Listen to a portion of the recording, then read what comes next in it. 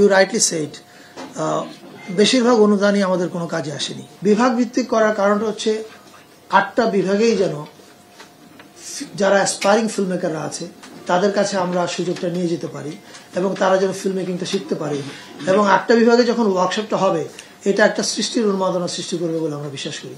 এটা হচ্ছে আমাদের প্রথম লক্ষ্য। আর দ্বিতীয় লক্ষ্য একটু আগে বললাম যে 8টা ছবি তারা বানাবেন, আমরা কাউকে প্রেসক্রাইব করছি না আপনি কি নিয়ে ছবিটা বানাবেন। তারা এদেশেরই শিল্পী, তারা জানেন। এই যেমন একটু হুমায়রা বলছিলেন 15 বছর তারা কিসের ভিতর দিয়ে গেছেন তারা জানেন।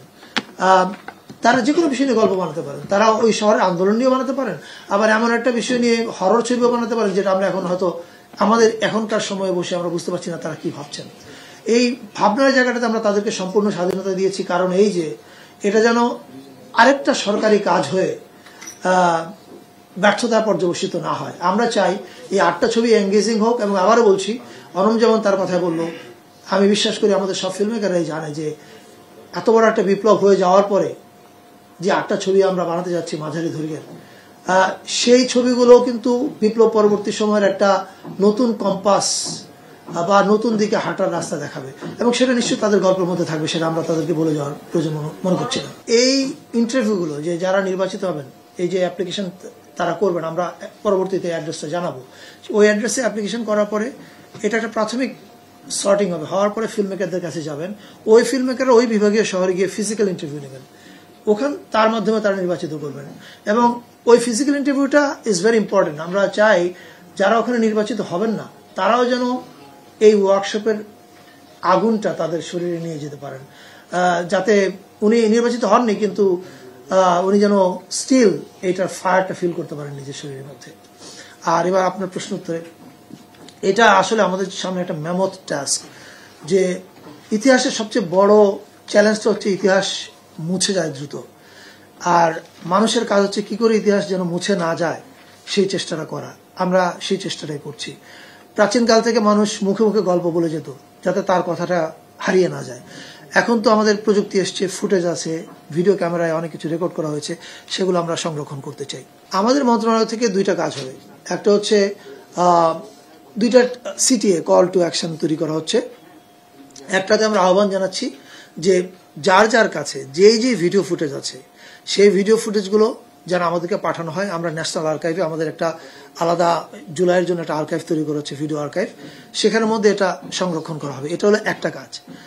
আবার আরেকটা কাজ হচ্ছে যে এই অনেক জিনিসপত্র আছে, স্মারক, যেমন সহজ উদাহরণ মাথায় আসছে এখন বলছি, আনাস যে চিঠিটা লিখে গেল তার মাকে, অথবা সুমায়া যে মারা গেল যে বুলেটের আঘাতে, যে বুলেটের খোসা এখনো ওর মায়ের কাছে আছে, এরকম প্রচুর জিনিসপত্র কিন্তু এখনো আছে, কিন্তু এটা 5-10 বছর পরে হয়তো থাকবে না, সংরক্ষণ করা টাফ।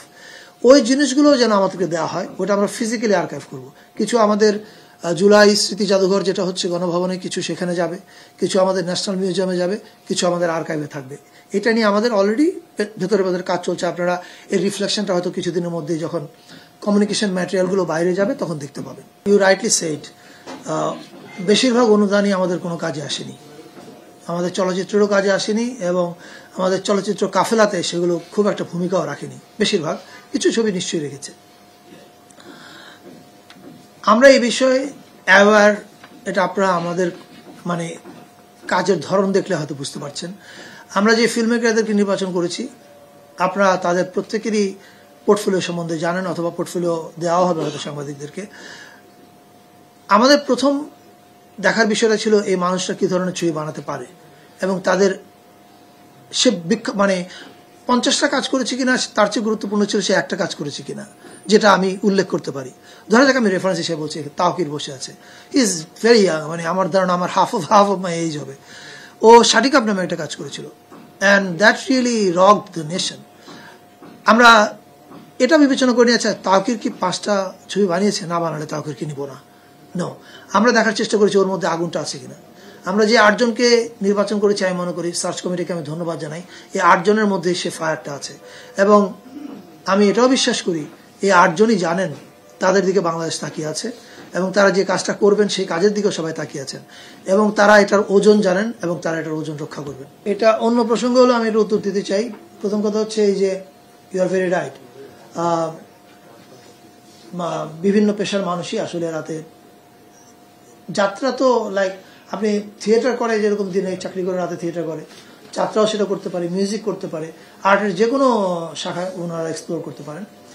আর নিবন্ধনের যে প্রসঙ্গটা, এটা তো আমি মাত্র জানলাম যে তারা নিবন্ধন চাচ্ছেন, পাচ্ছেন না। আমি ডেফিনেটলি আমার মন্ত্রণালয়কে বলবো এই বিষয়ে দেখতে এবং প্রয়োজনীয় শিল্পকলা একাডেমির সঙ্গে কথা বলতে। শিল্প চর্চা করতে চায় কিন্তু আমরা তাদেরকে চর্চা করতে দিব না, এরকম হতেই পারে না, বরং আমরা তাদেরকে উৎসাহ দিব, এটাই আমাদের দায়িত্ব।